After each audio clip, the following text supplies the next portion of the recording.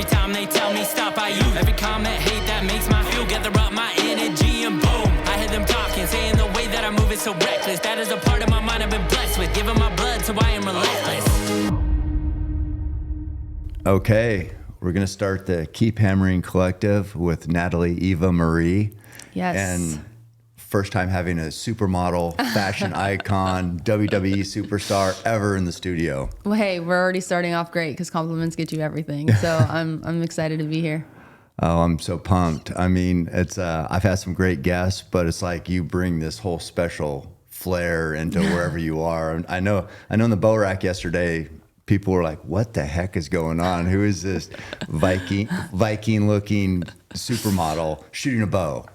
It's awesome. I think it might be my hair. I think my hair throws people off, but I guess my personality kind of goes with it, right? So when did you switch?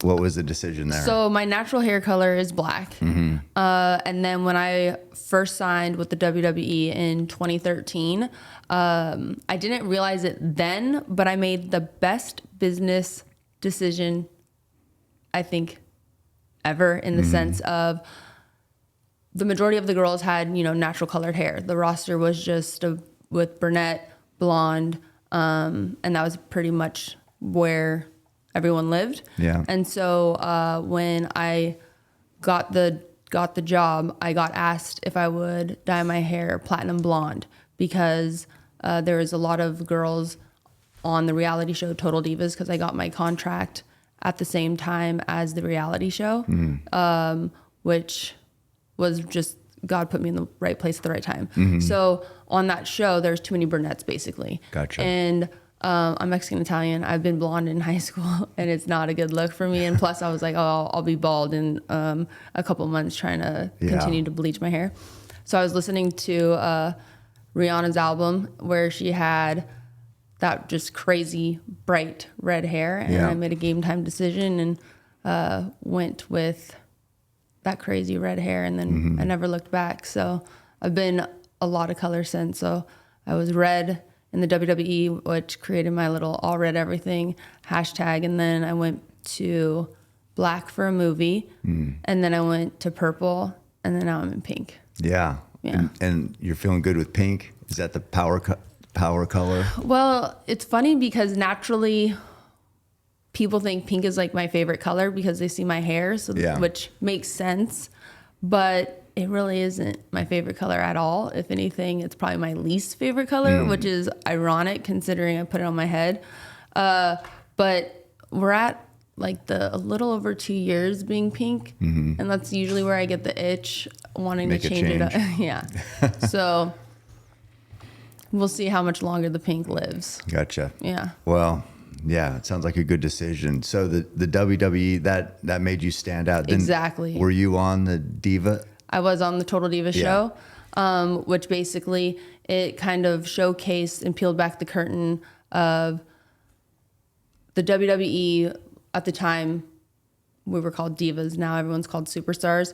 But the women of the WWE trying to not navigate being on the road, balancing family, balancing traveling. And then on top of that, myself and another girl were like brand spanking new. We had done our tryout and got developmental deals, which I always refer it to like AAA in baseball.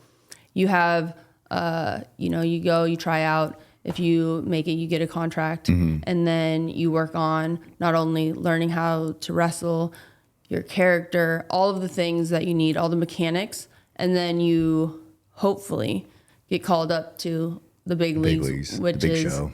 Exactly the main roster, Monday Night Raw, SmackDown. So I had previously tried out for that, got my developmental contract, but at the same time, WWE was putting together this reality show. And so they made a decision where they really wanted to capture two girls that had nothing, didn't know anything about the business, didn't know how to wrestle, and kind of showcased that on the show as well. So, like I said, I was right time, right place. Yeah. Thank you, God. What does it take to be a diva? Well, honestly, it just takes being super confident and going for whatever it is that you want. And really that's diva mode right there. That is. Yeah. And being unapologetic and being comfortable in your own skin. Have you always been confident?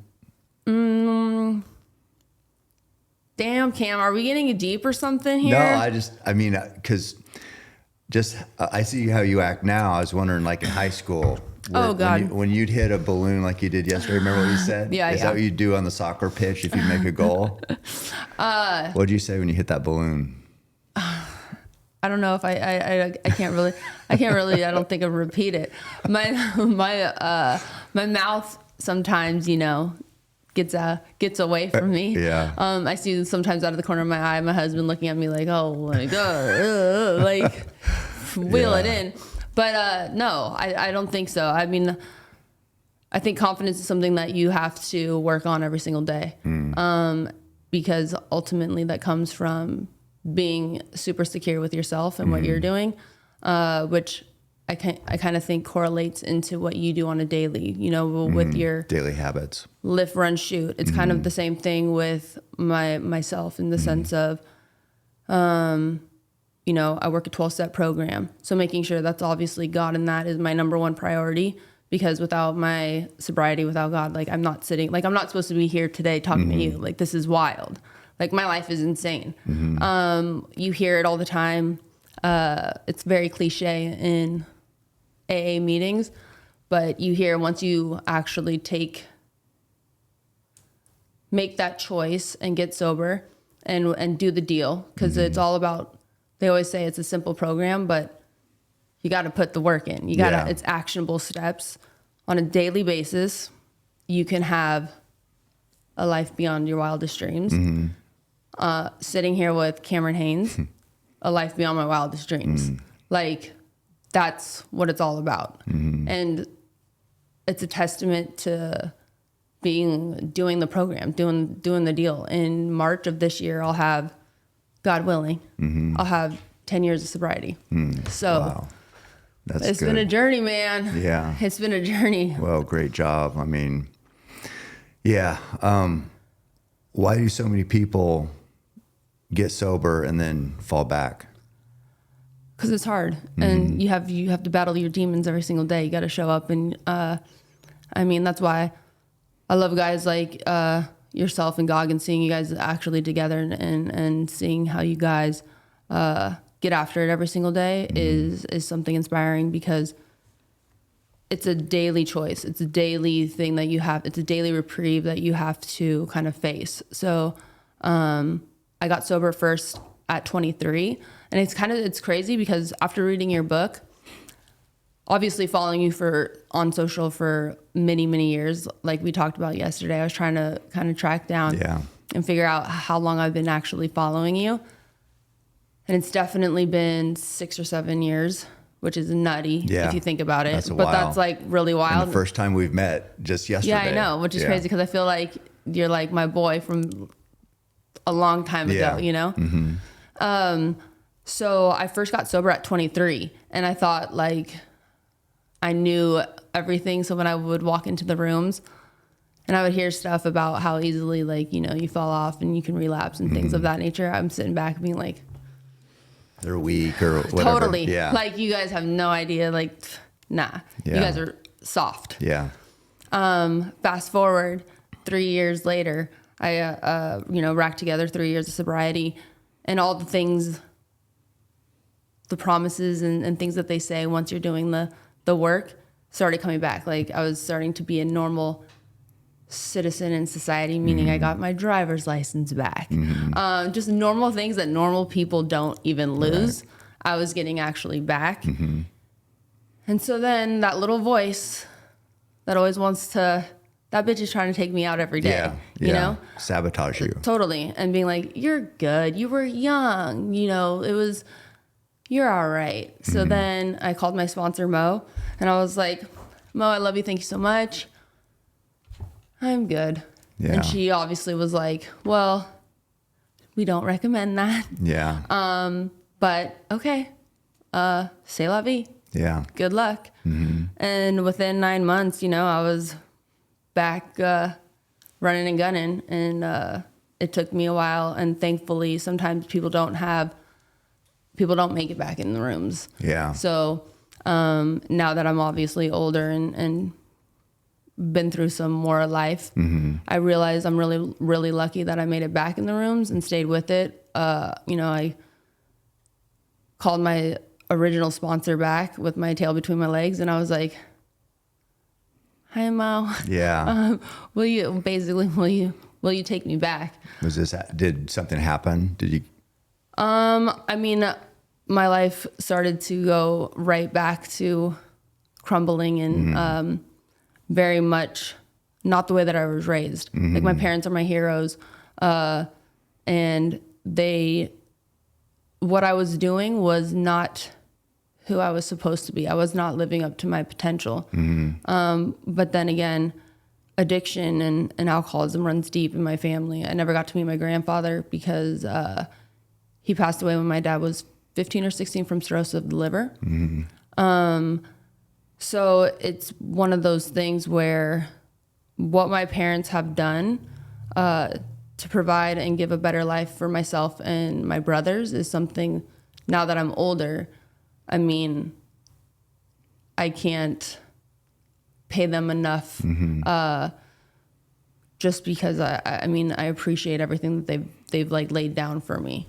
Like hard work and all of it. Just a strong family, discipline, hard work. The fact that my dad didn't have a father figure and was able to take himself to where he is, not only with my mom. And my mom, I mean, like we kind of touched on, I'm Mexican Italian, so my mom and my grandparents came over from Mexico and worked their ass off for everything that they have. And then also my parents built that American dream. And also culture capital is huge in the sense of providing just the chance, just the opportunity for your kids to have something better than you had. And my parents did that by, my dad they were both living in Oakland, and then they moved out to Concord to, a nice little middle-class neighborhood where they were faking the funk, trying to be amongst, people that were a little bit doing the damn thing, but schools and everything to give us the opportunity. So the fact that all of a sudden I was kind of throwing that out the window, right, and tearing my life apart was, something that I can't believe that I did looking back. But then sometimes, you have to go through the agony and all the mess to enjoy the beauty. And I wouldn't change anything now either. Obviously, going through it was horrible, and I can't believe it. My mom is my best friend. I talk to my parents every single day. I FaceTime them, and the fact it also shows their strength because anything that myself, I won't put all my brother's shit out on the street, but they probably appreciate that. Yeah, I know. They'll all get a call and be like, you know what? Talk about yourself. Leave me out of it. But to see the strength of them to go through all of the trials and tribulations of life, and then also raising kids, and then seeing like your kids kind of not living up to how they were raised in the sense of the discipline, the morals, the values, all of those things can tear a couple apart. Yeah. And the fact that my parents are still together, they'll be celebrating 50 years in June. So they're rock stars. So they're everything to me. And it was one of those, I ended up in rehab. So that's what you said, the turning point. Yeah. Like, was there what brought me back? I ended up in rehab. I put myself through, which if you're not ready to get sober, it's not going to work. Right. You got to make the choice yourself. No one, you can lead a horse to water, but you can't force it to drink type thing. Yeah. I met my husband, and that was a game changer because at that moment it was super pivotal. I had, you always hear people talk about those like forks in the road. Yeah. Thank God, like, thank you, Jesus, that I didn't bust a left and have my like ego or that just self-sabotaging voice be louder than the other one, and realize this is a huge monumental moment in my life, and if I don't make the right decision, you're never going to have that opportunity again. Meaning, I met the man of my dreams. I had just gotten my 3rd callback from WWE to do my in-ring tryout to see if you can like handle, because I went on a WWE Diva search. Right. They don't do them anymore. So things were looking good. Things were looking good, and I was still a mess, which is wild. What I remember too is like everybody wants to go out because you think you're missing something. Totally. But then you go out, you don't miss it. Nothing happens. I mean, it's the same stupid shit every time. So you think you're missing it. I got to be out there. Then you go out. I got to get a little buzz, just whatever. And then when it's over, it's just like nothing ever happened. You didn't miss shit. Not a thing. But and then I remember too when I was, struggled with drinking too, and it's just like you felt bad from drinking, and then you drink to mask that pain. Totally. Because you're like, I'm letting everybody down. I just don't want to deal with this. So then you want to not deal with reality, you get kind of fogged over. Which is a mess. Like that cycle is so like, even just saying it out loud, you're masking feeling bad because you were upset with yourself for even drinking, and now you're mad at. It's just like, what are you doing? The cycle is so insane. You'll never win. So I ended up relapsing. I mean, it's the worst. I apologize to my husband for putting it out there, but it's a real factual story that went down, and that's what made everything kind of really change. I had just met Jonathan. We were going out to Vegas, and at this time, I'm probably racked up. I'm fresh out of rehab, by the way. Didn't tell him because, I mean, that's not good. That's not the greatest icebreaker. Yeah, exactly. Nice to meet you. Just out of rehab, so get I'm ready a winner. Get ready for a bunch of problems. Yeah, exactly. So I was not trying to have basket case written on my forehead. So it was his best friend's bachelorette party out in Vegas. Oh no. So I'm like, I got this, right? Yeah. I go out there with him. Everything is great. And then it's ready to go out that evening. So then the first thing is everyone gets passed a shot. And everyone pours. Obviously, I don't tell Jonathan that, I'm a recovering alcoholic. And it comes to me. I don't even think about it. It was just like, done. Boom, throw it back. And all of a sudden I'm off to the races. The following day, Jonathan looks at me and is like, you're an alcoholic. And then he called my mom.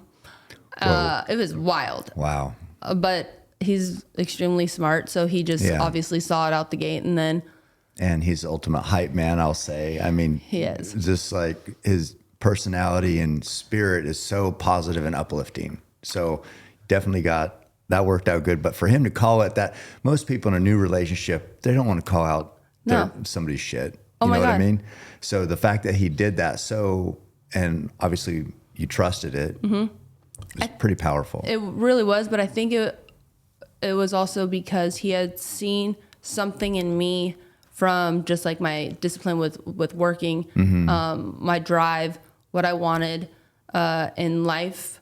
He saw that prior to the relapse, right? So he saw something within me. And then when he saw that, that's when he said, you have a serious problem. Then obviously I came clean. And then we had the serious talk in the sense of he basically gave me the ultimatum, like, if you want anything to work right here, then you not only have to be sober, but you have to work a program. And that was that pivotal moment where I'm like, okay, well, what do I want? And the old me would have been like, fuck this dude. I'm out, running away, or it's not going my way. So done.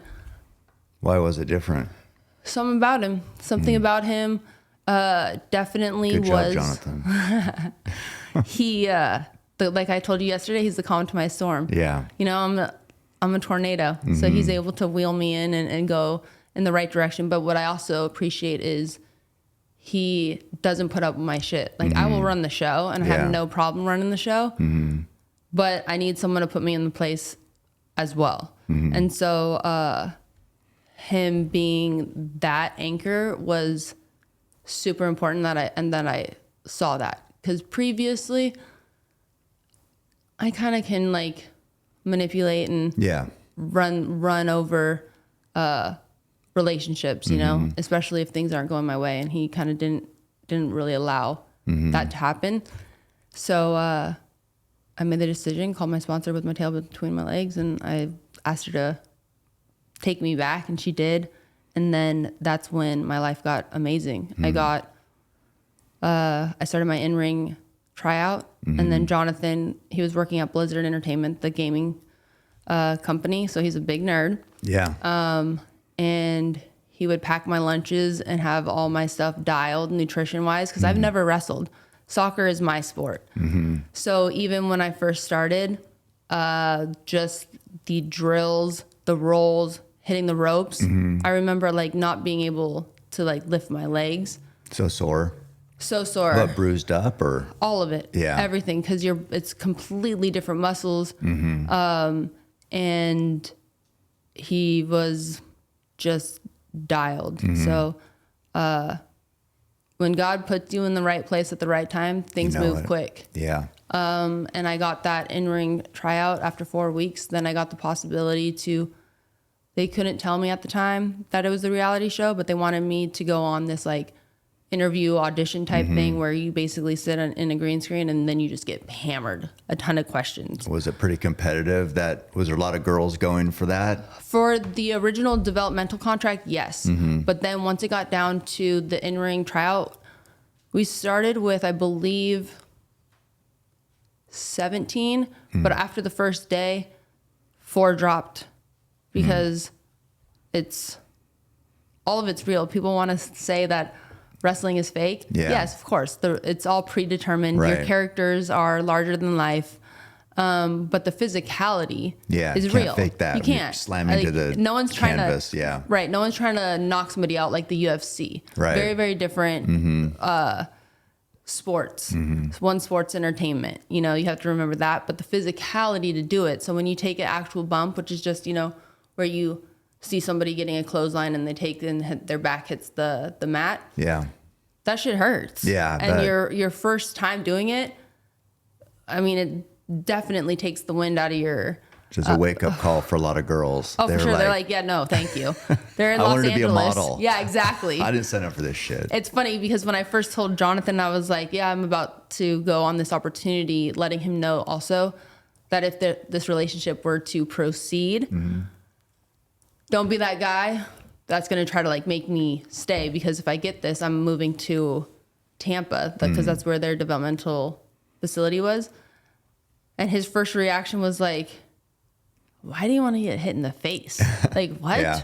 But then once he actually understood, ultimately it had everything that I wanted to do into one. So why I related to your story also is because sports and everything was huge in my life. So growing up, wanted to be with my brothers, wanted to play anything that they were playing and be better than them.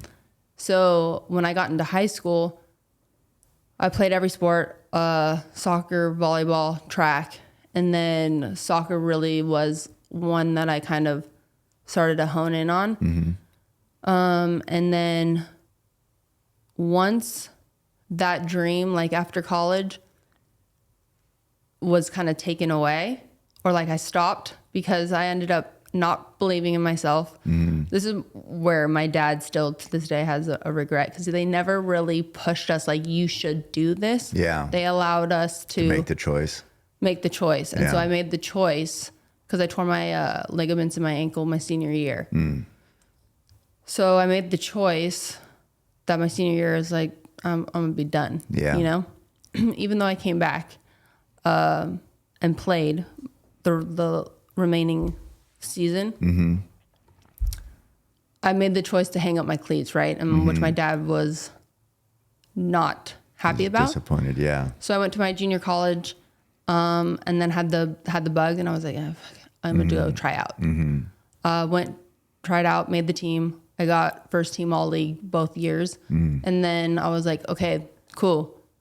Now I'm gonna hang up my ready to move on. Yeah. Ready to move on, but which was a mistake because I ultimately transferred it to Arizona State and then transferred back to California, Cal State Fullerton, and then wanted to play. So I went, talked to the coach, walked on, tried out, got it, and then had to go see the athletic director, and they're like, sorry, NCAA rules, your clock's run out. Oh, man. So it's 5 years from when you started. Yes. Yeah. So it's a perfect example of like self-belief, right? Yeah. Yeah. You're your own worst enemy. So it's like you have to face yourself every single day, and the belief is imperative with anything that we do in our life. Yeah. It can take you there or it can take you out. Right. Regardless of, obviously you have to be honest and say like, am I good enough? Well, I battled with that because I was like, I don't know. Yeah. I think that I am, but I never really felt like I was, you know? So that was definitely crazy. So as the moment that happened, then I was like deflated. Right. And then beat myself up. And then now I had no real goal. The gym, the playing, showing up for your team, being a leader, that gives you something, that fuels you. Yeah. And you show up for other people. So then once that's removed. Yeah, there's no accountability. Oh my God, that's when shit was all on and popping. Yeah. And then the beast came out. And that beast was not pretty and not good. Right. And that's where things like went downhill real quick, real fast. Right. So, which ultimately led into, you know, obviously having to get sober and everything. I wonder why do kids not want to listen to their parents about like pushing hard enough or not drink? It's just like. It's actually really crazy. Because now that I'm older and now I have nieces and nephews, and then now that we live in Texas, I'm back next to my childhood best friend. And so I get to see like her twins.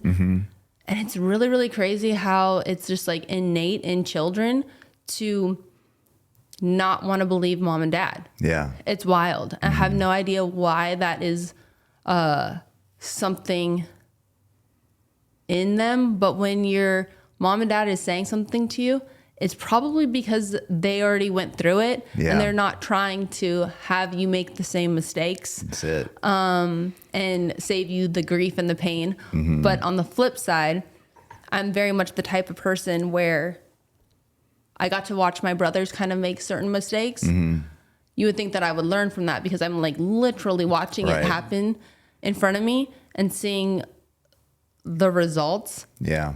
Yet I'm the type of person that's like, it's going to be different for me. Yeah. Like, let me give this a go. Right. Let me give this a shot. Yeah. People have to fall on their face on their own, I guess. Yeah. Yeah. And so your brothers, they were athletic? Yeah. Yeah. All of them. Right. Yeah. That probably made you pretty tough hanging out with them. Is that why you were good at sports? I think so. I think it was one of those things where my mom, she always says this story is I was about 4 and she takes me down to like a local little beauty pageant, and I get out there, I'm in this little dress, whatever, and I walk the little runway, and the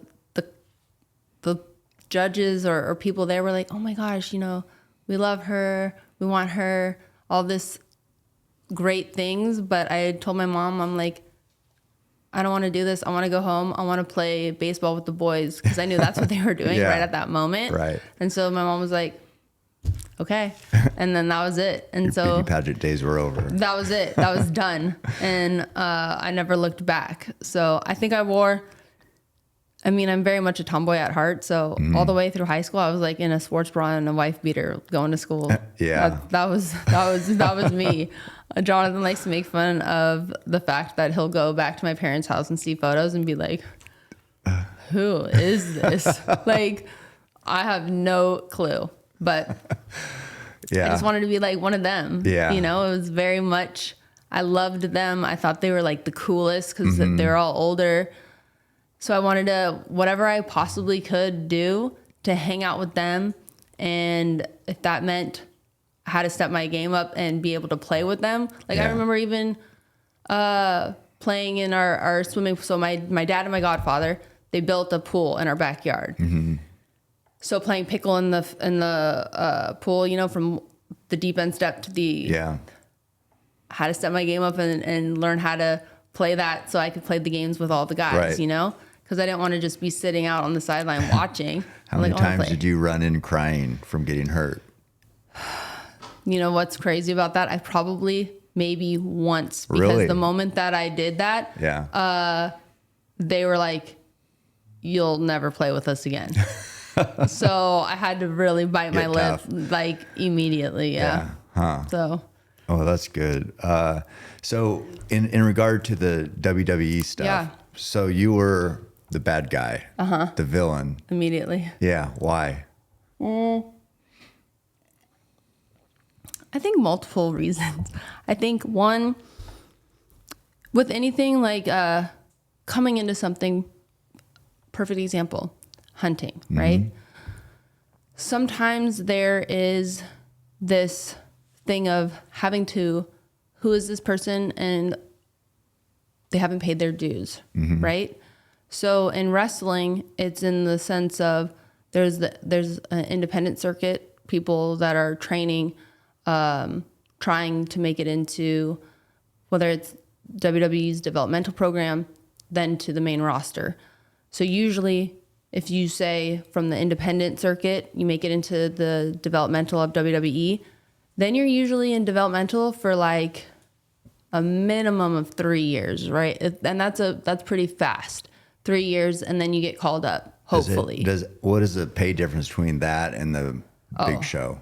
Very big. Yeah. However, the positive is you're able to fully focus once you, I mean, it's not amazing. At the time for me, I was like, this is amazing money. Yeah. You know, because I was sharing a bed with a girlfriend at the time when I met Jonathan. So the developmental contract, I was like, sign me up. Like, let's do that. I'm rich. Exactly. Like, let's go. This is a guaranteed check. Let's go. Yeah. But from there into main roster, not like it's night and day. Yeah. So I think that's really what started it off is, who's this girl? All of a sudden, her first day on the job, I'm at WrestleMania. That's our biggest event that's like our Super Bowl. Yeah. It's WrestleMania and then SummerSlam. Those Why were you there first? Because of the reality show. That was the first day of filming. Oh, so they were announcing it, or? We basically just showed up backstage and started filming and then like introducing myself to everybody. So everybody else was looking around going, who is this? Yeah. And like, what? And now she's on the main roster and she doesn't know how to wrestle. She's had just a 4-week tryout and now she's all of a sudden on this so-called reality show. Because at the time we didn't know if the reality show was even going to be a hit, right? Because so many things, even today, like they'll get pilots made or certain shows will get made and then they either never make it to air or they just don't really resonate with whatever audience. Right. So the first season, even talent backstage kind of thought it was a joke in the sense of Total Divas, like, cool. Yeah. Like, great. That's that's gonna flop. Yeah. But luckily it killed it. Like we were right after the Kardashians. So our lead in was, Huge crowd. I think we were either right after the Kardashians or right before. I think we were right after because I think you want the lead in. So great time slot. And it was just a really good time for showcasing something like sports, entertainment. And now it did great. So then now we're in like season 2, but I think immediately that was kind of the jump off of me being a villain. Cause it's hard to enter a world that feels a certain way, which So I you get. had haters, like the established roster didn't like the new girls, kind of, right? Yeah, which I totally understand. I've been in locker rooms my entire life, Right. and eventually I'll win them over because you cannot, unless someone just is like straight up just a hater, which is highly very possible. Yeah. Once somebody meets you or meets and sees what you're all about, meaning that you're not there and you're just going to kick your feet up and You're ready to work. and not realize like the opportunity that you have or the respect for whatever you're entering in, the business, the hunting, whatever that may be. Yeah. And sees your work ethic and sees like, oh no, you're the real deal. Yeah. Like you want to be Gotta here. respect the game. Totally. No matter what the game is. 100%. Got to respect Totally. those before you. Yeah. So that's why I didn't really have a problem initially them not really liking me because they don't know me from Adam. But once they did, you won them over, you think? I think it bothered them more. Oh. Because now it kind of fuels an insecurity, whatever they're working through. Yeah. You know, in the sense of You challenge them and a little bit. and the fact that it I wouldn't allow me to drop down to any negative level, you know, where kill 'em with kindness is always the way to go. Yeah. So it took me a while, but eventually Yeah. I think, you know, Was there a time when you're like, something hurt so bad, you're like, I'm not going to do this? Was anybody like say anything, or was it like a time where you really had to gut check? oh my God, yeah, it's crazy because I'll put on the facade really well. I mean, I'm able to do that very, very good. Yeah. I mean, I did that with my addiction problems for a very long time. Yeah. But then behind closed doors, like to my husband, to my family, you know, I'd be a wreck. I'd be like, I shouldn't be laughing, but I no, just understand. for sure. I understand. Where it's like, you know, whether it's crying or being super emotional or all of those things. And then, you know, I basically would get the pep talk either from Jonathan or my parents are really good. My dad especially, you know, where it's like, let the fuck up. Like, do you want to do this or not? Right. Like, not everyone's going to like you. Yeah. Be who you are. Do your job and get on with it. A little tough love. Basically. Yeah. You know, Yeah. so, and you kind of see that through, I did 6 seasons of Total Divas, and you really get to kind of see, you ride the ride with me. And you get to kind of see everything kind of go down. But it was always moments of doubt or little things creeping in of like, what is going on? Like, this is, and it's always easy to be like, why me? Why are they so mean to me? You know, when it's like, stop. Yeah. And it's stuff like that. It's so hard because things can be going great. A million things. Yeah. One thing. Oh, yeah. And you're just like all the way back down. And it's just one hit. It's just like, no, well, you're ignoring all this good shit and all these good things people were saying and all this. And now because one person, whatever. Isn't that crazy? Yeah. I feel like that's kind of, I have no idea why that is. It's like human nature, right? You could even see it on social media. Like, you could post something and it could be, you're getting like all the love, all the amazing, whether it's encouragement or like, that's so cool or whatever it may be. And then you have some little troll that leaves you some shitty comment. And then all of a sudden, that's what you're focused on. Yeah. It's like so weird how the human brain really works, because if you really like remove the emotion behind it, it's like, that doesn't make any sense. You should flock to the majority or like the overwhelming of one side as opposed to the other. I think people want everyone to love them, right? Yeah. I mean, I think that's it. It's just like, well, you don't love, why don't totally. you love me? Why did you say that about me? You don't know me. It's like, so it's like, no, everyone needs to like me. Yeah. Tell me I'm doing a good job. Yeah. And then the one person who doesn't, you're like, what the heck? Yeah. So I don't know. I think that's very, very true, especially, you know, I've done a lot of, I guess, self-work through the steps. So a lot of that is, you know, I'm a people pleaser and I want people to to like me, and then if you don't, I'm like, why? I'm like, I'm so nice. I'm like, I work hard. You just don't know me. Yeah, all of those things. And I think a really big reality check and growth was at the very beginning of my career, even for my husband too, is social media, right? So you're able to go ahead, anyone in the world can leave a comment on anything that you do.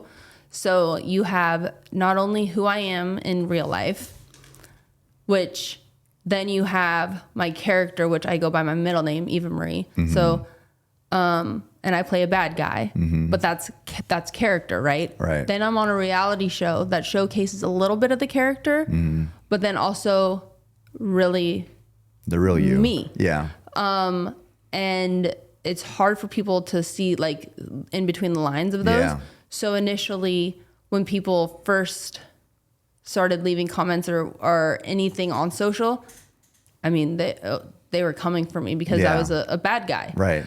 And I remember Jonathan being like, what the fuck is going on? Like, who are these people? Like, this is insane. Yeah. Like, what? And then I just learned as time went on, it doesn't nearly bother. Before I would take it to heart, like, oh my goodness, or like my parents would see something and be like, oh, my mom especially. So after kind of going through that little wave and realizing that's just kind of the nature of the beast, then it was good. But it was a moment of what? So as the villain, you got to kind of attack people or whatever. Did you ever want to be in villain mode on your comments? Oh my gosh. Like call people out? For sure. Oh my God. And you know what? It's funny because Jonathan is so even keel, completely. Level-headed. But it was really hard for him the first, I'd say probably first year.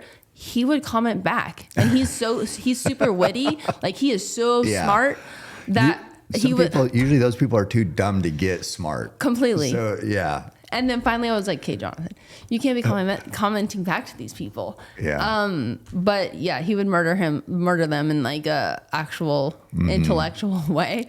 Yeah. And then finally it was just, and then me trying to go after somebody. It's not good because something is going to live in the comment, and then it's going to get blasted everywhere where then I'll look crazy. Well, and how it works is once you got your fans that actually kind of know you, then they'll fight for you. So somebody says something, and then I got all the people. That's the best. Yeah. That's the best when I see whoever your little community is, they're amazing. Yeah. They'll rally and they go after anybody that's trying to either downplay or be negative or anything like that. And so, I kind of let that just kind of happen now. Yeah, I used to do the same thing too. But then you feel like you get your followers or whoever it is educated on how you think about things, and then they can pretty much say what you would say, and you don't have to say it. Exactly. Yeah, it's great. That's what's nice. You know what? I used to watch back a million years ago. There was Portland wrestling. Okay. On Friday nights, and it was brought to you by Tom Peterson Appliances, and I'd watch Friday night wrestling every Friday. And have you ever heard of Jimmy Superfly Snuka? Of course. You have? Of course. Buddy Rose? No. Buddy Rose was also one of the guys from local around here. Oh, okay.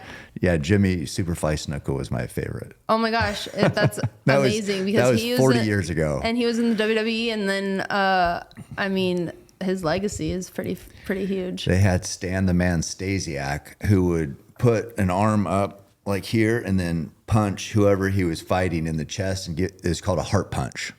And then they would go down from the Stan the Man Stasiak heart punch. So I don't know, you should try that sometime. Yeah.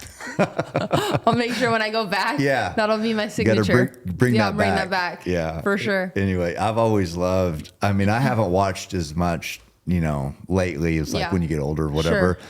But I used to love watching when I was younger. And then I know it's turned into just, this amazing business and opportunity and so many eyeballs. But being the villain probably is, I don't know, probably is the hardest job, isn't it? Because you get so much, people take that stuff so serious. They really, really do. And it's one of those things too, is I think initially when I first stepped in, it was like a villain amongst talent and a villain amongst the audience, because for me, you know, wrestling, I remember it like back in the day in the sense of when I would watch it with my brothers, like Hulk Hogan era, and those guys, but then I had fallen off and didn't watch it again until I'm walking in the headquarters for my audition, and then I'm looking around and I'm like, oh my God, wait, this is WWF? Yeah. You know, because they obviously changed it to WWE. And that's when things started to like ping in my head in the sense of, this has everything that I want to do. Because I graduated with a business degree, but I remember making the call to my parents being like, well, I'm not going to really go into like corporate world yet because I cuss too much. I know. It's actually, I told Jonathan, I was like, ooh, my mouth is, it's not too bad. I'm like, Cam probably is like, yo, chill. No. For me, it's like you're still down. I mean, I'm normally, I get it. But yeah, Wayne was definitely shocked. Shout out to Wayne. Wayne, you know, I love you guys over there. Yeah, they're the best. They are the best. But, so... You weren't ready to go into the business world. Exactly. So I call my parents and I basically say, you know, I'm going to move to LA for a little while and kind of put my feelers out and see what's going on over there. That was probably big for them. They probably were like LA, right? Yeah, basically. Nobody has a good impression of LA. I mean, that city will eat you up and spit you out. Yeah.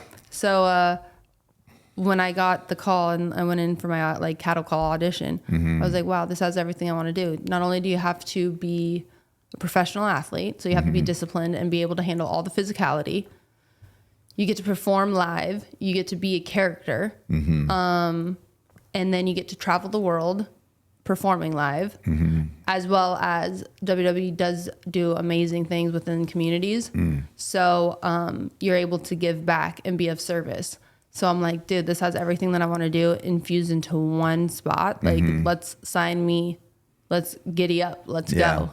And so that's where I say, like, you know, God putting you in the right place at the right time and like kind of just like having everything kind of fall. And for you to hopefully pick up on that and take advantage completely. And then my dad always says, stay the course. Yeah. Like, stay the course. So like seeing that and then like, you know, riding that opportunity, and thankfully I did. And within my time there, like I've been over to Afghanistan twice to go visit our troops and give thanks to them for what they do for us over here. So it's like doing stuff like that is huge. Yeah.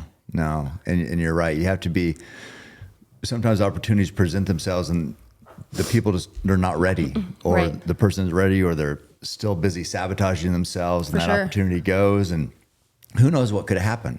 I mean, this could easily went by you because you were in a different stage of your life, but for whatever reason, as you say, God's blessing put you in the right state of mind to be, and Jonathan came in at the right time and everything aligned, and then here you are. Pretty incredible. I mean, Cam, you do not get it. That's why I'm saying I am not supposed to be sitting across from Cameron Haynes. Like, that's nuts. And that's like the beautiful thing about social media too, is I know that we've like even chatted about like negative parts of it. Yeah. But the beautiful thing is I got to start following you, someone in Oregon, I'm in California, that I normally wouldn't even get the opportunity to like cross paths with and follow your journey, see what you're doing, and get inspired by somebody by what they're doing on a daily basis. So hearing your story, excuse me. It's all good. I feel like, oh my gosh. Do you need a water? Actually, yes. Can I have a water? I know I have like a little bit of a cold. I think that's just like wanting to linger. There you go. Oh, thank you. The life of being on set. Rihanna, thank you, girl. You're used to live. Yeah, I know. Live TV is like, you got to suck that shit down. I could imagine, if you're delivering a live Oh my God, it's nuts. Live TV, it's really, really crazy. But going back to what I was saying and why it is amazing, and like how social media technically Even me being here, being able to lift, run, shoot with you is it's crazy. And like, I am super grateful for it. As am I. Awesome. I mean, because when would we ever connect if it wasn't for social media? Exactly. And that is, we get focused on the negative, but there's so much course. positive because you get that same type of, you can kind of learn what somebody's about. Sure. And be like, I'd like to come and share shared suffering, lift some weights, do some running, do some cool shit. That would never happen, but it happened, and it's amazing. No, it really is. And that is the positive with social media. And then also too, being able to, the amount of people that you can influence, Yes. right? And in a positive, obviously there's a responsibility with that too, but in a positive manner. So when I first heard about this guy in Oregon working a 9-to-5 job, running a damn near a marathon a day, and shooting a bow, I'm like, who the fuck is this guy? Like, what? A marathon a day? Good question. I don't. and married and has 3 kids. Yeah. I told Jonathan, and we were like, what? And that's when we started following you, right? And then clearly the consistency, and that's what it's about.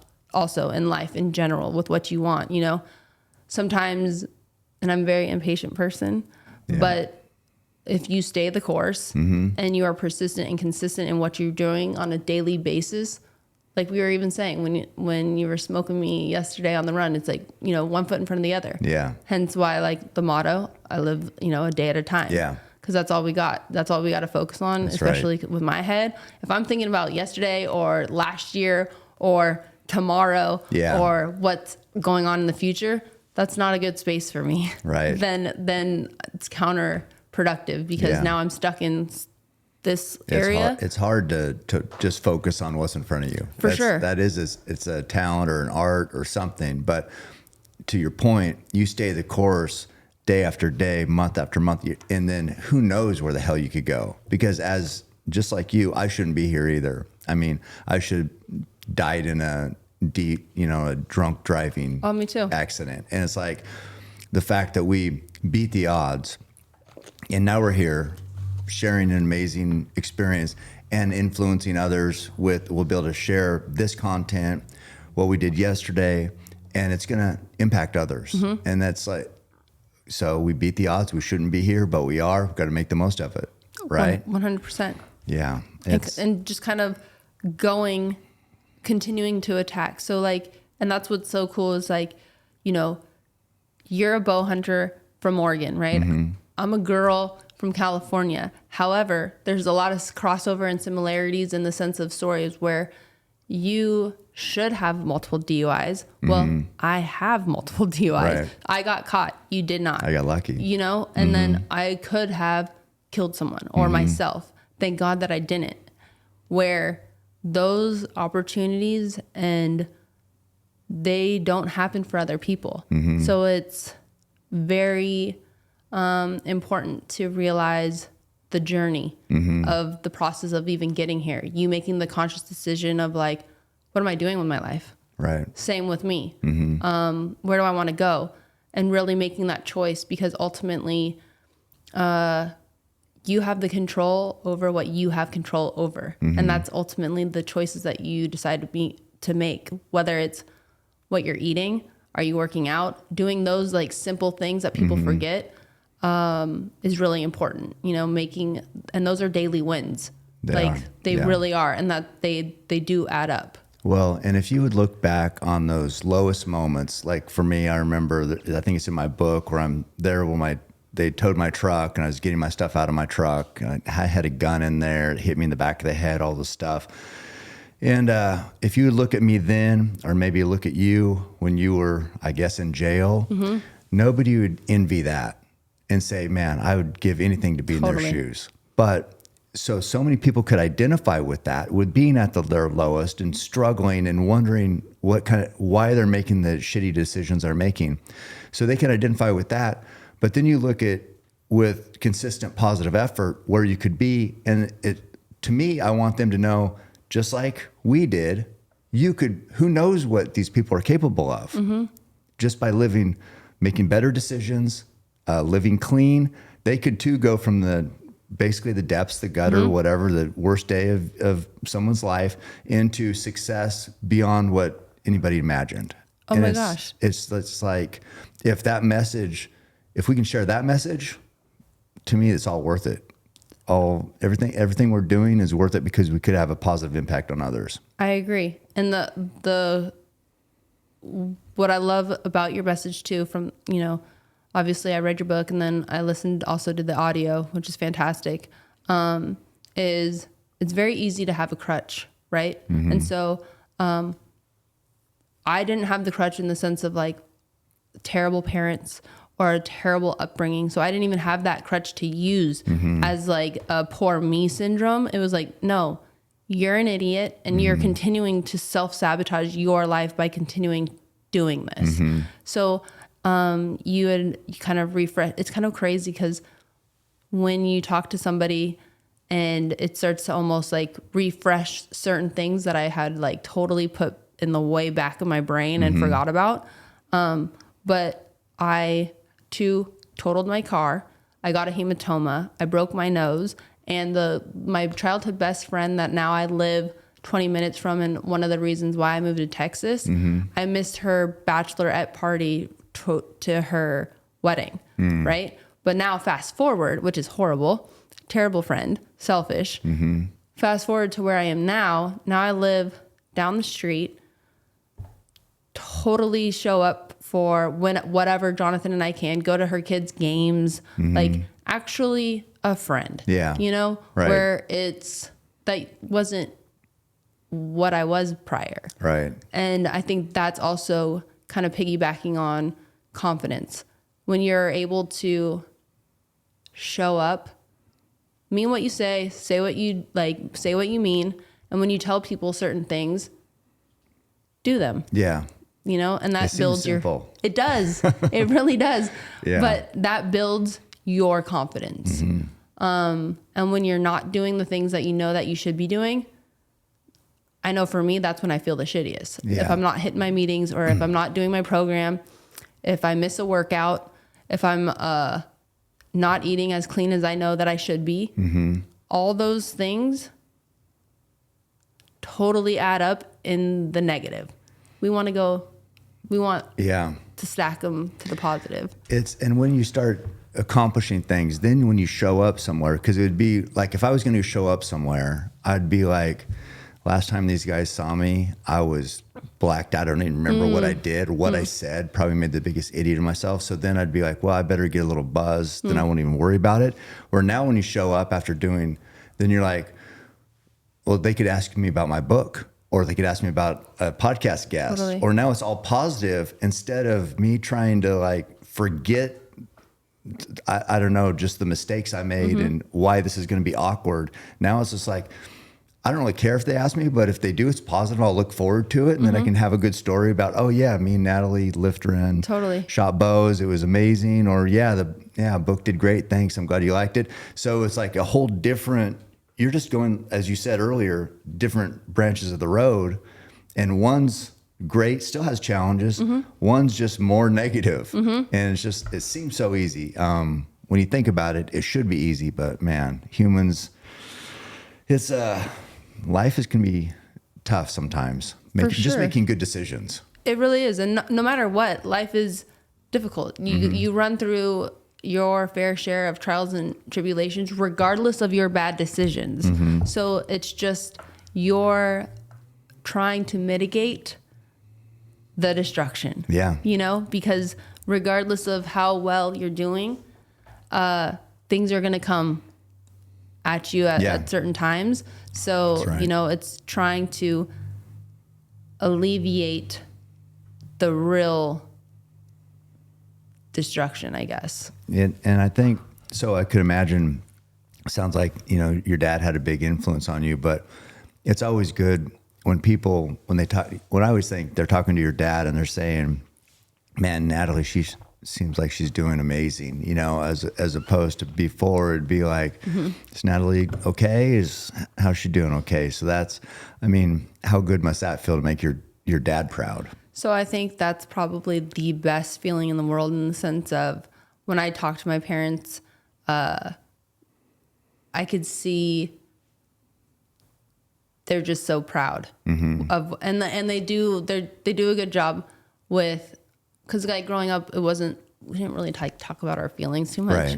Right. And guys aren't good at that anymore. no, exactly. And it was one of those things where it's like no one really ever like cried either, because it was more along the lines like, do you want me to give you something to cry about type thing, you know?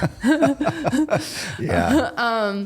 But in like the best way, you know, like there's nothing, I don't see anything negative. I feel like it's great. As I said, tough love is I think a positive sometimes too. For sure. But now, you know, there'll be moments where like my dad will call me out of the blue and just kind of give me that reminder of, look how far you've come. Yeah. Yeah. So That's good. yeah. Well, and I want to talk about that too, because, man, lately, I was wondering, have you ever heard of Blood Origins? Have they reached out to you? They have. Yeah, I figured. Yeah. Just because they do a great job of telling the story, like the full story of hunting. Yeah. And a lot of times it's new people in the hunting industry, or moving into the hunting world and telling their stories, and I think you'd make a great story. So Oh, yeah? I think Robbie does a good job with his films, doesn't he? Yes. No, big time. And they were one of the first people when I actually first put out, you know, kind of my hunting narrative. They were one of the first to like kind of reach out and basically be all on board. Yeah. So Yeah. I thought that was amazing. So why hunting? I think for me, multiple reasons, right? So growing up, my godfather, huge hunter. I mean, we're sitting in here and I'm kind of like have that feeling of remembrance of him, because when I would walk into, as a little kid, walk into his house, you know, he had a lot of his shoulder mounts and there's a lot of pride there, and he was a great chef. And so he would always cook for, like, anytime that my family went over there, it would be some type of like ordeal of food. Wild game or? Wild game. Yeah. Abalone was the first, he prepared that. I've never had that again since him. So that's one. And then number two is, honestly, Jonathan and I started watching a lot of those, the PETA videos, right? Oh, yeah. So the factory farming, I'm not talking about like ranchers, right? That's completely different. Right. Which, There's some great cattle ranchers. Amazing. Yeah. Absolutely amazing. And I've been to amazing ranches, and all the hard work, and that's completely different than what I'm talking about. Factory farming is what everybody sees on that PETA post. Right. Excuse me. And seeing kind of how gross and nasty the chicken, like they're on top of each other. Yeah. They're super closed and in fine places. That's just not ideal whatsoever. And then really wanting to know where exactly my food is coming from. And also, when you're factory farming like that, there's so many things that you have no idea, like the hormones. I mean, even I think one of the things, like a cow could have X amount of cancerous cells and it's still okay. Where I'm like, wait, so then that's cool. And then I'm going to eat that? Yeah. That makes zero sense to me. Right. So then once again, Cameron Haynes out here with your bow, just talking about wild game, and seeing how the way that you kind of put that out there, then that's when the wheel started to really kind of turn for my conversation with Jonathan, wanting to hunt. And then how can that really happen, right? Because I'm super new, don't know what I'm doing. Right. So you never hunted as a kid at all? Never hunted as a kid. Yeah. So that's where social media is a beautiful thing, because it kind of all is piggybacks off of one another. I ended up receiving your book with a hat and a knife, right? From Montana Knife Company.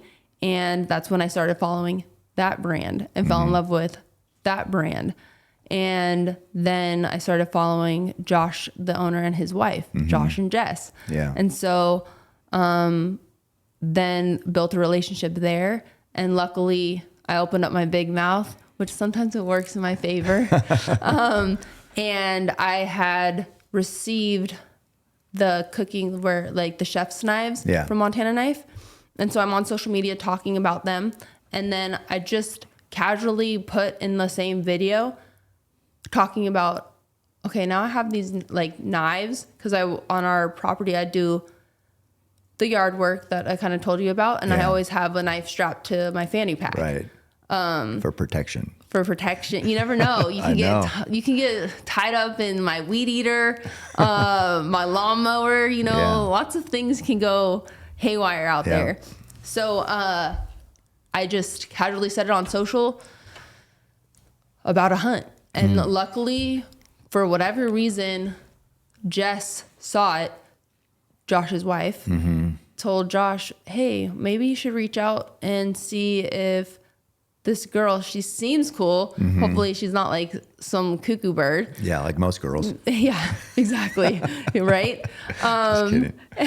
No, he's not. But that's not. Do you think that's fair that you can just say just because you're a pretty girl that, hey, I want to hunt, and then you got people willing to take you? Whereas if a guy said that, it'd be like, go learn it on your own. That's not fair, is it? Well, do you think that would happen if a guy said that? It's my story. It's happened in my story just now. But then what's the difference in the sense of another girl is the one that basically said that I should go? Oh, okay. So it would be a little bit different if And if I did it was invite Josh. Joe.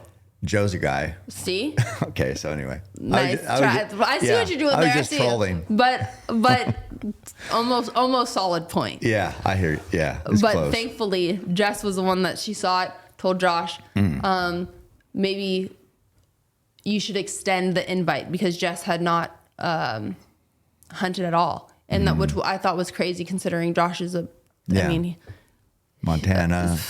big hunting hunter. knife. I mean, his son, his son's already shooting a bow and making kills as well. So anyways, long story short, he reaches out. I talked to Jonathan. I was like, this is what's going on. Yeah, she must have needed a little push too. So you were the push for her. I don't know, maybe. I mean, whatever. But whatever reason. Totally. It's like both two new hunters. It's a great story. And reached out, and then Josh was like, well, you know, if you're able to, scheduling wise, this is basically going down really quick. And 10 days meaning really quick. So I talked to Jonathan, and then Jonathan was like, yes, of course. Yeah. So that's kind of That's way better than having to wait a whole year. Oh my gosh. Yeah. Are you kidding me? That's awesome that it is so quick. That's another thing where I'm like, I think people have this misconception that like you just grab your rifle, grab your bow, and you just all of a sudden are like, I'm going hunting today. Yeah. You know, where it's like, no, there's like seasons. So you have to wait for that season to come for you to even think about attempting or trying. You know? Was that a lot to learn, that process? Because I don't think people who don't hunt realize how much structure there is to hunting, with the hunting licenses, number of tags allocated, all the science and biology that goes into deciding how many animals can be killed. Was that a big process to learn? Oh my God, big time. And not only that, how about this? You go ahead, you do all those things, you purchase your tag, and then if you don't make a kill, well, thank you, goodbye. Yeah. You're not going home with meat. I didn't know that. I literally thought like... Everybody got a kill? No. Oh. You keep trying until you get a kill. Oh, I see. Yeah. But the season wasn't over and you were gone. Yeah. Like I had totally... This was a new world that I was stepping into. But the one thing that I have to say about myself is I am coachable. So when I'm walking into anything brand new, I might not like being new, but I'm going to learn from everybody that's the best. Right. Or I'm going to listen to every single person and every instruction, because whatever it is that I'm doing, you know, obviously I want to do it and I'm going to take it seriously. I'm not trying to half-ass anything, especially going into hunting, because it not only is it serious, but like so many things can also go wrong in the sense of, depending on where you're at, just like the terrain level. Like people, I feel, don't realize how much effort goes into even the hunt. Yeah. Getting around, being fit. Like I get it. Like after running with you yesterday, it totally makes sense. And now also coming off of my first hunt, of course, like if you're physically fit, you are going to be able to move, be able to carry, be able to do what you need to do in the mountains far more superior than somebody that is just sitting on their stuff. Yeah. What I always say is if the hunt is the hardest thing you've done, it's not going to turn out great because you can't expect to be at your best when you're fatigued and when you're in new territory as far as effort goes. So my training, I want to be much harder than the hunt. So then the hunt, I'm focused on just the kill. For sure. I'm not focused on trying to catch my breath, my legs burning. You know, what am I going to do with this stupid coat? I'm hot. Yeah. You know, I'm focused on me, getting close to that animal and killing it. And that's it. So it's, I think a lot of people, they diminish themselves because they're not prepared. Then they get out there and they maybe take a shot that isn't the best. They're not at their best. And so who's going to suffer? The animal's going to suffer. Oh, for sure. And I think that's what's like super important too is, regardless, like everything, you get better with reps with everything that in life in general. The more you do something, it's obvious that you're going to get better at it. Right. So if going out there, you have one shot or one arrow, whatever it may be to actually do what you are set out to get, you know, and ultimately for me and Jonathan is, there's nothing better. It just puts a different perspective now having our freezer full of wild game meat that I went out personally and got, you know, I mean, that's powerful. That's heavy. It is. That is something that not that many people, I feel, I said it then, and I still feel the same way where I feel like each person should experience it at least one time just because it does something to you. It really does. I feel it's crazy because my first hunt was a life-changing experience. Like I feel definitely it not only will I always remember it because it's my first, but it makes me have a different appreciation even for food. And the feeling of like, wow, what you are set out, what you can do, what you're set out to do, whatever you put your mind to as well, you can accomplish, you know, and it's important to provide, to provide for your family. That's amazing. That's what we're set. That's what we're set out to do. And the fact that you can physically provide for your family, that's the shit. Yeah. Like that's what it's about because let's go back in time. If shit were to hit the fan, you can't survive if you're not drinking water or you have food to eat. So if you can't go get your food, see ya. Yeah. You're weak. Right. Bye. Yeah. Yeah. We live in an age of comfort and ease these days, but I think it's great to, that's fine. We all enjoy the comforts of whatever we're heat, lights, everything sitting here. But I think it's also important to understand what it takes. As you said, if the shit hits a fan and now you're asked to provide for you and your family, are you able to do it? Totally. And just the fact that you can do it means a lot. You know, my goodness. You might not have to, technically, who knows, but you can. And it changes your mindset on everything, the way you look at things. Even, you know, we're eating yesterday and we had elk steak chili. Which was amazing. Shout out to your wife. Thank you. Yeah. Fantastic. Well, no, she does a great job. She doesn't hunt, but she cooks the hell out of that stuff. Yeah. And so I pretty much eat. I had backstrap this morning for breakfast. So, but yeah, it's like there's something meaningful. Yeah, you could open a couple cans of Natalie's chili. Yeah. Had some Fritos to dip in there. I mean, who doesn't like that? That's what I used to cook the boys every night for dinner. But there's something different about when it's elk meat in there that I know I wouldn't killed. I think that was from my Oregon bull this year. And it's just, yeah, you don't talk about it, but you know it. And it, internally it means something. But No, yeah, that's huge. I think it's great that you're in the hunting realm now and a voice for hunting in some regards. I'm probably going to be a bigger voice because you come at it from a different crowd perspective. Your followers are different than say my followers. So to be able to educate them and share your thoughts on the process is just going to have, even if they don't hunt, will have a rippling effect. Yeah, no, I think it's important. Like we were saying about social media and like, I've been very blessed with the platform that I have been given. And so, it's what do I want? How do I want to use that platform? Right. What do I want to say? And obviously, I feel, there is responsibility in that and being able to actually set the tone and the narrative around hunting because I think it's kind of in more of the mainstream media is done so kind of negatively. Yeah, it's misunderstood. Very misunderstood. So if I can shed the light in a positive way, I want to do that, and the fact that if you are wanting to possibly go hunting, pick it up, try it, you should. Where you don't have to be. I know that there is this kind of thing in the hunting that I've kind of have heard in the sense of usually getting brought into the hunting world is usually kind of generational. Like you get taught when you're a young boy or a young girl, and then it's kind of, that's where it kind of lives.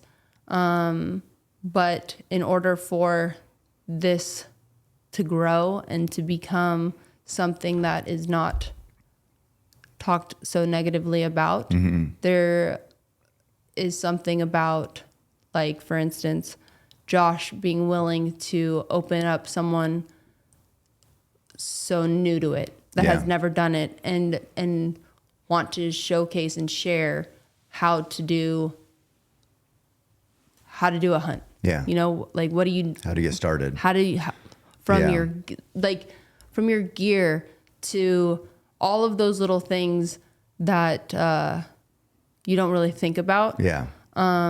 Is important. And so kind of to showcase that and be the voice of that too. And even on the run, being able to shoot the shit with Rihanna and kind of pick her brain in the sense of like, she's a badass bow hunter, that's awesome. There's something super powerful about being able to be a woman and handle yourself in the mountains. Yeah. Because I always think why I also wanted to get into hunting is because I started thinking about, let's say shit goes south, right? Yeah. Hypothetically speaking here. Can I survive? Can I literally live? Yeah. Well, no, because I feel I could make a kill for an animal because if I was in desperate need to. Yeah. But then what? Can I get the meat? Take care of it, yeah. Can I do all of the things that you need to do to actually utilize that animal once you make the kill? No. Yeah. I couldn't. So that was a heavy, like that's a big, oh, well, you know what? Yeah. You better be. Right. So that's really also why I wanted to get into hunting too, is to provide, to be able to do that. Yeah. And that is kind of the number one question. People who don't hunt, they're like, you kill a big bull or whatever, they go, so how do you get it out of the mountains? And yeah, so that whole thing is like, well, and I always say in pieces. Yeah. But there's a huge part to the quality of meat, how your kill is taken care of immediately, and then in the hours after the kill make a big difference on the quality of meat. But that's a learning process, and it is an art. There's an art to that also.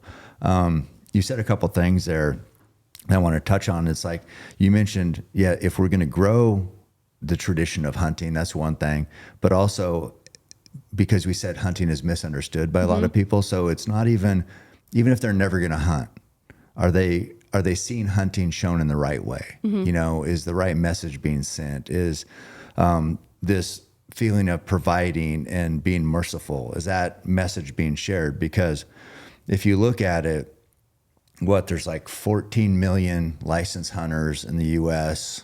So I guess there's 300 and some million people. So close to only 5% hunt if you look at the raw numbers like that. So 5% hunt, whereas 96 or 97% eat meat. So that means there's 90% of the people who aren't killing for themselves, right, filling their freezer with hunting meat, that are still eating meat. And a lot of them have these preconceived notions on hunting. And so is that a fair assessment, or is it are they looking at it wrong because they just don't know? So to me, those are the people, those 90 million or 90%, those are the people that we need to educate. And it's like, they don't have to hunt, but just so they understand it. And then you said another thing too. You said almost PETA inspired you to hunt because of the videos they were showing. All the work. Yeah, it is horrifying to watch how those animals are treated. And so that was, you didn't want to be part of that. So it's like, well, how can I'm still going to eat meat. How can I do that ethically? Exactly. And that's what brought you to hunting.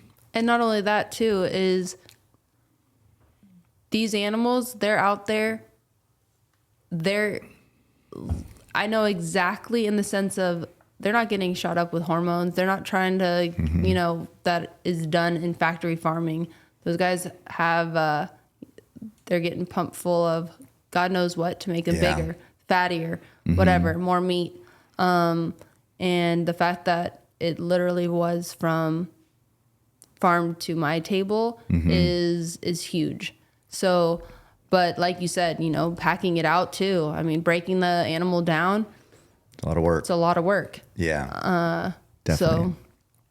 Well, here's something that reminded me of also. So I've killed a lot, been bow hunting for a long time, hunting since I was 15, so 40 years now. And this last year, I killed a buck in Idaho, and great buck. I don't know where it is, somewhere around here, but killed this buck in Idaho, and it was super hot because it was August 22nd, I think. So I wanted to take it they had this meat cooler where they could process the meat for me because I was going on another hunt. So I took it there and I said, hey, would you guys mind if I skin this buck out in your cooler? Because it was getting close to 100 degrees outside, big cooler. They process all these beef every day in some little town in Idaho. So they said, oh yeah, we'll go around back. We'll let you get in there and skin that buck out. And I said, great. So we go around, get the buck out. There's these kids in there working on these cattle. Some beef cows came in and they're skinning them out. And I was just watching them, and their knives are super sharp. They're just like making quick work of all this. And I'm talking to the kid. One kid has a black eye. I said, what happened? One of these cows kick you? One last kick? He's like, no, I was out drinking, got punched. My mouth got me in trouble. And I was like, yeah, I've been there. But anyway, so I said, I'm going to go grab a monster out of the truck because I wanted to just chill out, skin that buck. And I go outside to the truck, and they were bringing it in a cow and coming in the little stall, kind of corralled in. And there was a door that slid into where we were, and the cow butted up against the door. The guy just walks up, has a bolt like what they kill the cows with, puts it right on his head, boom. Bolt goes into its brain, drops it, and I'm just standing there watching. Cow drops. They open the door, pull it in. It's kicking around.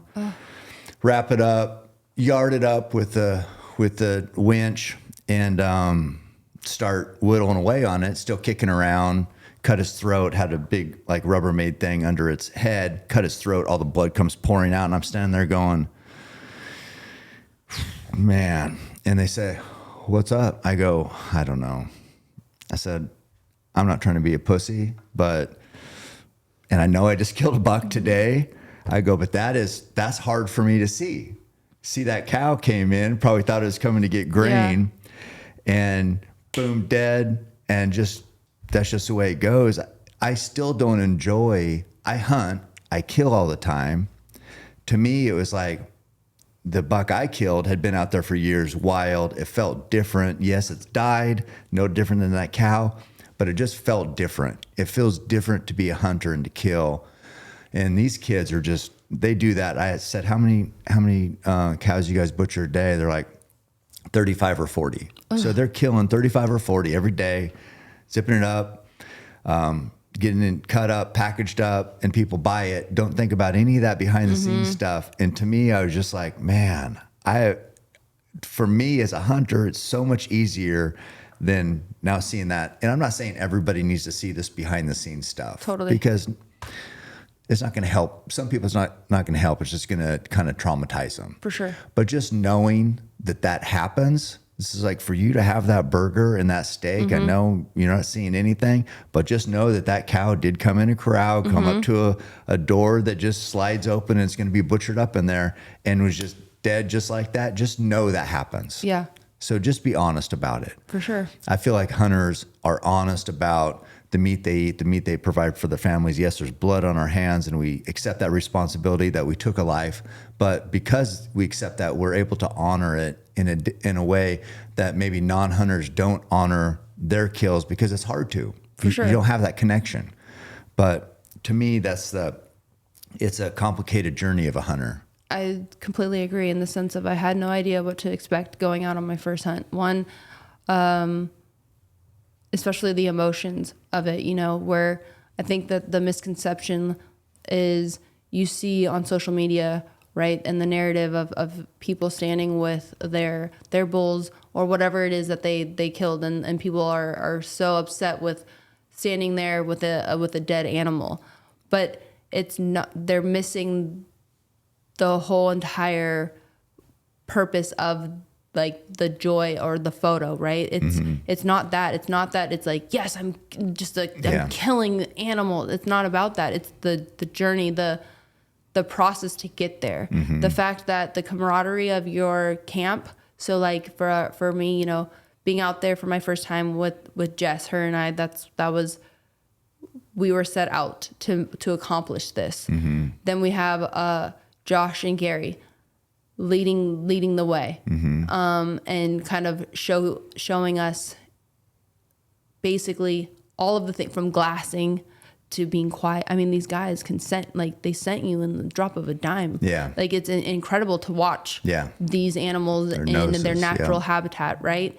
And then to go through all of the emotions in the sense of frustration, to sweating your ass off, to being tired, to carrying all your stuff, trying to track down the animal, it not being there, all of those things. And then to set up to try to actually take one. And then when you do, it's not like this excitement of like, yes, I killed an animal. It's more along the lines of a relief.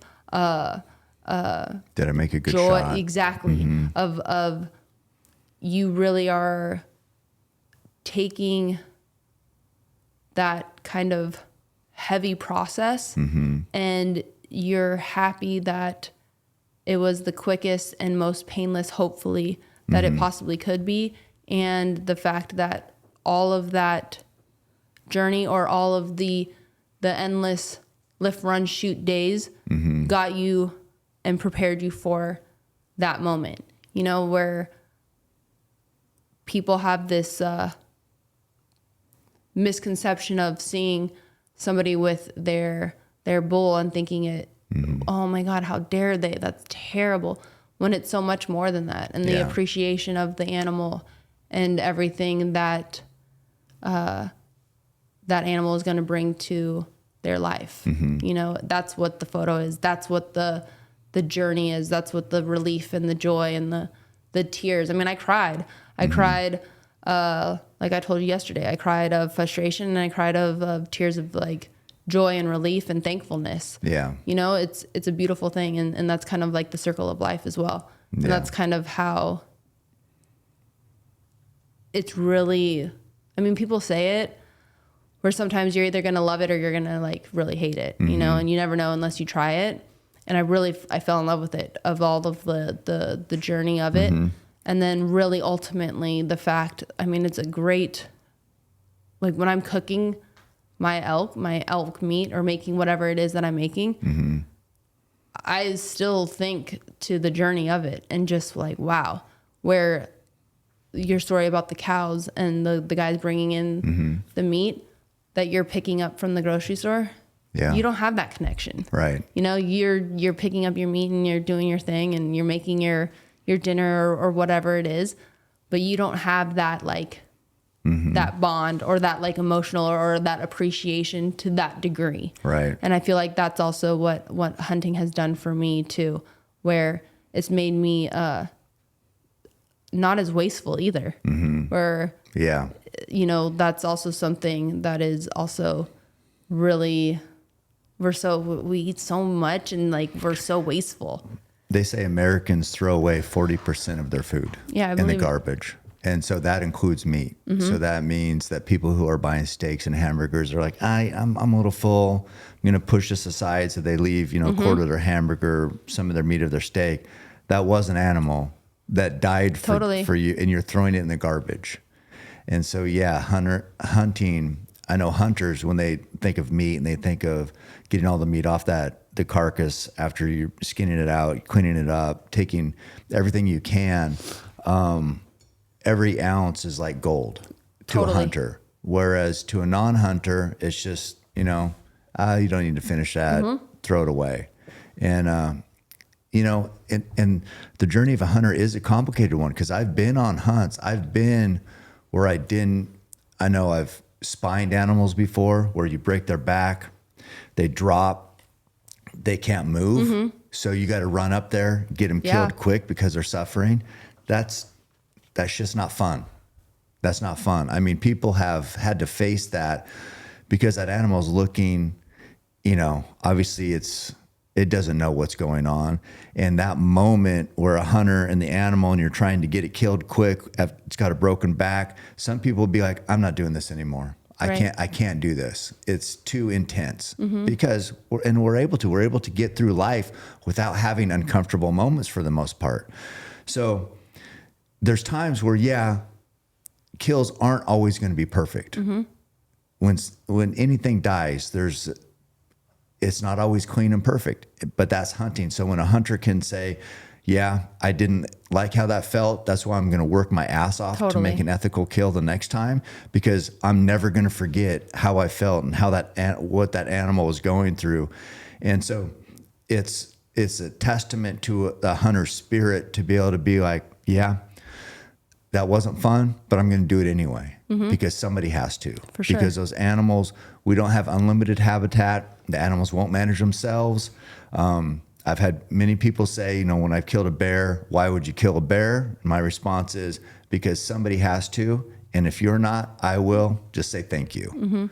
Because it's not easy. And there's a lot of shit that goes wrong, or not goes wrong, but that's difficult. It's hard. But that's life. 100%. That's life of a provider. If people are at home and you're providing for them, you don't want them to have to do it, so you will. And that's how I look at it with bringing meat home to my kids. No, for sure. And like that narrative too is, there's also like, it's one of those things where animals, they can overrun and start messing up the whole entire system of how things are meant to be. And that's also the whole purpose as well. And not only that, but you only get one. Like you get a tag and I get one and done. Yeah. You know, people think it's just, you go open season, you go out there, but it's, you know, they always say too, that let Mother Nature take care of itself. And that's not how it works. I mean, a bear in Alaska, where I've killed a couple brown bear, the skulls are in the house over there, but they'll kill all the moose. They don't, they're not like, oh, I'm good, I'm not really that full. They're like, when a moose is stuck in the snow, a big boar grizzly will go up and kill it, might not even eat any of it, go and kill another one. Totally. So that's just the way it works. And you can't a grizzly's going to be a grizzly. What are you going to do? And so that's where man has to come in and say, okay, we need to knock the bear numbers down. Right. And like where I killed those brown bear grizzly species, there were so many of them that I could kill 2. And people think you can kill 2 grizzlies. I thought they were endangered. It's like, no, they're endangered in LA at Starbucks, but they're not endangered in this part of Alaska where they're devastating the moose. So people think that it's this one size fits all, but each ecology is different. British Columbia outlawed grizzly hunting because of people in Vancouver, BC, think there are no grizzlies. People up in the brush are dealing with grizzlies all the time. So now you can't even hunt them anymore. So now the ungulate population, the deer, elk, moose, caribou, they're being adversely impacted because there's too many many grizzlies. So yeah, it's a complicated process, and I can't expect non-hunters to understand that, but that's our job to explain it. Exactly. And that's where like the narrative, in the sense of, you have someone like myself that initially, if you take your first glance at, say, my social media, right, you would never think have this desire or passion to hunt my own food. Yeah. So to be able to break the stereotype of like, you don't have to be the traditional, like, backcountry hunter. Redneck like me. Dumb redneck. You know what I mean? Yeah. Like, and to really do your research as well. So that's also another thing where I'm like, what happened to, before people speak on things, or at least I know for me, I'm not really going to open my big mouth, which I know that I have, before. You know what you're talking about. Yeah. At least a little bit. So that way I can be educated, where when it comes to like the hunting narrative, there's so much false narrative that it's interesting to me, because once I actually had started to do my own research and wanting to kind of jump into this world, it's out there. Yeah. Like, you just have to kind of search for it and not listen to, whatever big time celebrity is being the loudest. The View. Oh my gosh! Don't get me started. Yeah, what drives me crazy is people who come with such a voice of authority who don't know what the fuck they're talking about. Totally. It's like, you're acting like you know what you're talking about, but you're completely clueless. Yeah, you have no idea. How could you? You don't even know how dumb you are. Yeah. But yeah, that's it. It's like people will make this big stand and not really have anything that they're standing on. No, totally. I'm like, get off that soapbox. Maybe do some research. Come back. 100%. And not only that, but I feel like 99% of them haven't even suited up to go even attempt to do any of the uncomfortable things that is required to do that. So it's like, take a seat. Yeah. And speaking of The View, I'm like, how does The View have a show? I'm like, okay, if The View has a show, then me and Cameron Haynes should have a show right now. Because guaranteed. Craziness. I'm not sure how many people actually watch it, but I don't know. The people who do watch it, I don't know. They need Jesus in their life, because I don't know how. It's just a bunch of like nagging, cackling, like unhappy women. It seems like to me. For sure. Definitely. Yeah. Well, I wanted to. We'll wrap up with, how did our day yesterday compare? Like, how did the run on the mountain compare with your first ultra? Because you've done an ultra marathon. Yeah, because of Cameron Haynes. Because like, that's what's so crazy, and that has to feel pretty nuts for you, because I'm just one person, and I know that the inspiration is tremendous to others that have just like laced up their shoes or picked up a bow, attempted to go on their first hunt, I just happened to be one of those. And so the fact that, first of all, the fact that I went on or did an ultra is mind blowing, in the sense of, even though I even told Jonathan, I'm like, dude, how is soccer my sport? Because I don't really particularly like love running. Yeah. However, I love how I feel after I run. Right. So like, that's what I chase. It's not like that I like to run, really. I really don't. It's not like I live for that. I do really enjoy.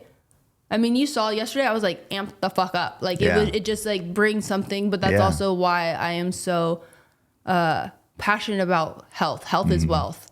And so working out, it is like scientifically proven that not only is it good for your just like everything for your body, but you know, we live in also an era of, because of our phones and instant gratification and always distraction.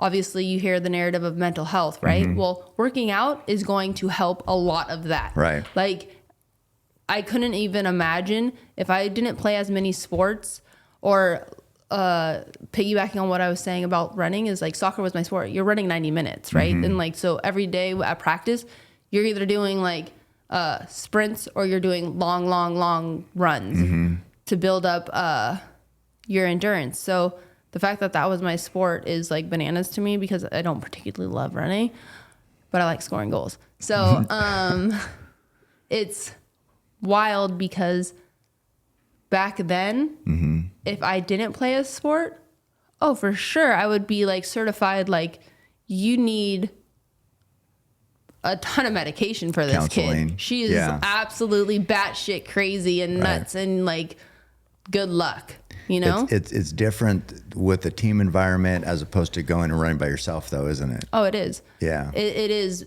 I like it though too, because you get to just be in your head. So you get to sort a lot of things out about yourself. Right. And that's what I enjoy, whether it's good, bad, or indifferent, depending on the day and depending on how I feel, because Lord knows I wake up different every day. So that's why I really enjoyed that process. And then going through doing the ultra world, I was like, you know what? If this dude is out here doing ultras, 100-milers, why can't I? Yeah. You know? He's this dude from Oregon working a 9 to 5. I can do it too. And that's what is amazing, is that you don't have to think that you're a Michael Jordan, right? Or you know, some crazy athlete, right? It's, you can do whatever it is that you want to do and strive towards. Yeah. By putting in the work and doing the daily deed. And it sucks. And there's something to be said, like, you finished an ultramarathon. You are an ultramarathoner. That's I don't know about that. That's like going a little too deep. But what was cool during my ultra, you know, it gives you a little bit pep in your step getting a text from you. So I was like, all right, bitch, finish this shit. Like, there's no way. So, you know, now going into... Was that 5 miles left? When I think so. It was towards the end. Yeah, it was. Yeah. I needed that little right at the right time, you know, to push you through. So the fact that I did finish that, and now, you know, it has made me want to go for a 50-miler, which is going to happen because I'm saying it right here on the Cameron Haynes Collective podcast. That's right. Putting it out there. You heard it first. But then also to being able to actually do that with you yesterday is, I mean, I said it yesterday too. You're the truth, man. You're the deal. Like, you aren't just out here on social media like a lot of people that are trying to, like, whatever, give advice, do this, do that, whatever it is. You're living it. You know, you're out there. I'm like, damn, this dude fucking smoking up this incline is crazy. And that's really cool to see. Like, I definitely, obviously, wouldn't expect anything less, but you never know when you meet somebody in person. You never know if it's like, how much of it is real, how much of it is kind of like social media, because it's very easy to be putting out whatever. But I don't even hardly run by myself. I only run when it's on my phone or like with you. It's all fake. Yeah, right. I can really tell by that yesterday. I'm a poser. Like, I love how, though, I don't know what my brain was thinking, but for whatever reason, I'm thinking like, yeah, we're going to probably run up the hill, so it's probably like 2.5 miles.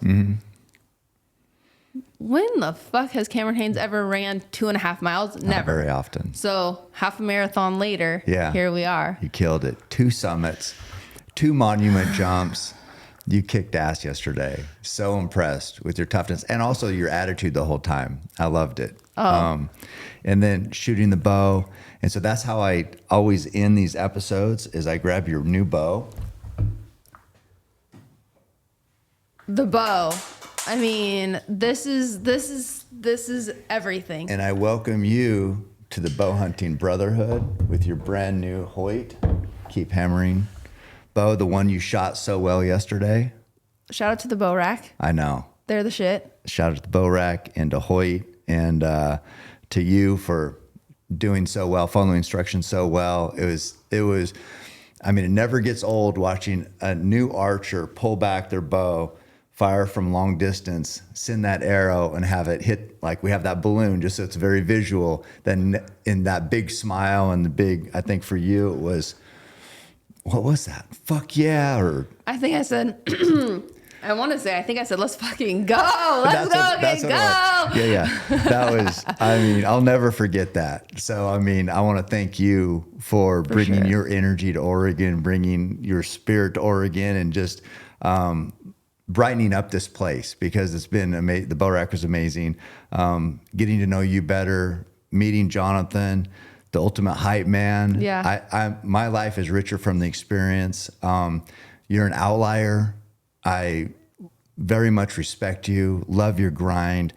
I want to highlight outliers and you fit the bill. And I want to thank you very much for coming. It means so much to me, Natalie. Thank you. No, thank you very much. It's been an absolute honor. Thank you so much. I mean, learning and the fact that I shot a bow, the fact that a lefty draw too. Come on, Cam. Yeah. Come on. That was amazing. You're strong. You pulled that back, holding good against that wall, very accurate.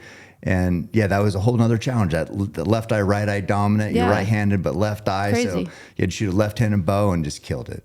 Thank you very much. It's been an absolute honor. You're the shit. Your entire team, everybody, your family has opened us with open arms and truly, truly appreciate that.